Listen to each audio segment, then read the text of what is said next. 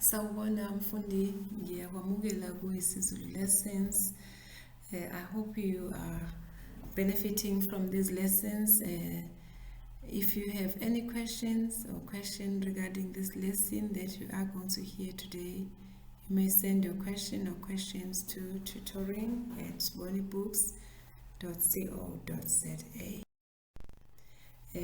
Your lesson today is brought to you by Utisha F. Okay, what is our lesson topic for today? Today we are going to look at Inkathi Eyadlula, which is your remote past tense.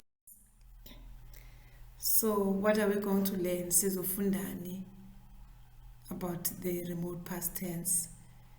We are going to learn with how to recognize Inkathi Eyadlula, how to do ukuvuma nokuphika, and how to use it in a sentence. So those are the three things that we are going to learn. How we recognize sibona kanjani, ukuvuma nokuphika, how to see it, or how to use it in a sentence. Uzokwazi ukuyisebenzisa kanjani emshweni.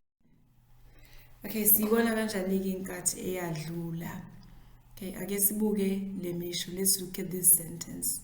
These sentences that I have here for you.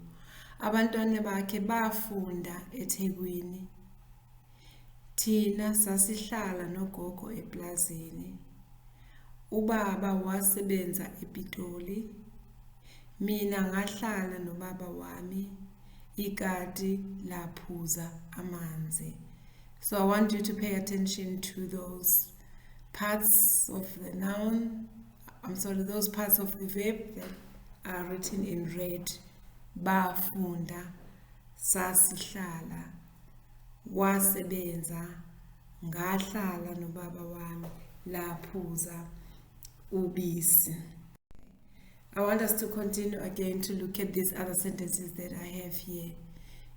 Mina ngahlala ekhaya, ubaba wapheka, ikati laphuza ubisi.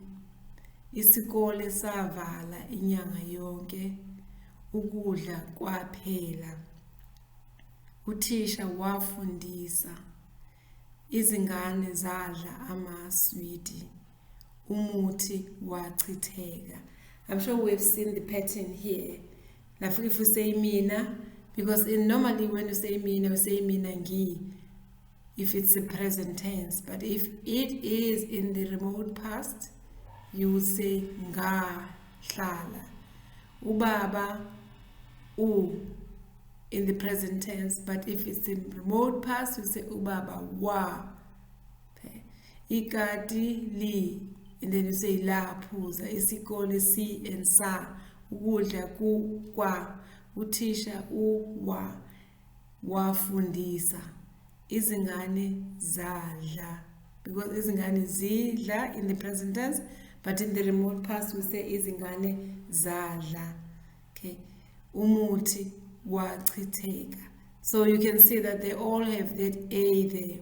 Nga, wa, lapho, sa, wa, za, wachitheka. Okay, that is your remote past tense. I'm sure you can see the difference between the immediate past tense and the remote past tense. Okay, let's continue now and see how we do the negatives of Inkathi Eyadlula. Okay, I have these few sentences here that I want us to look at. Uthisha wafundisa. Uthisha wafundisa Inkathi Eyadlula because of the wa. But how do we do that in the negative? How do we change the sentence into the negative? We say Uthisha akafundisanga. Okay, Uthisha akafundisanga. Ikati laphuza ubisi. And then we say ikati aliphuzanga ubisi. Inja yadlala ibhola. In the negative we say inja ayidlalanga ibhola. Abazali bapheka ukudla. Abazali abaphekanga ukudla. So I'm sure we can see here the pattern. We can identify or we can see what is happening. from the positive to the negative. In your negative, angifundisanga, alphuzanga. There is that anger, which is your negative. But again, in your verb will begin with the ngifundisanga, aliphuzanga, ayidlalanga, abaphekanga. So that is your negative marker. When we do izenzo, when we have izenzo, when in your negative is based on izenzo. Inkathi Eyadlula izenzo. We are going to look at the other parts of speech which are not izenzo. How do we do the negative in the Inkathi Eyadlula? Okay, let's look at ukuphika for the statives. Remember we spoke about the statives when we were doing lesson 15 with. So what is happening here? Umama wayelele. Okay. Lele. Lele is your stative.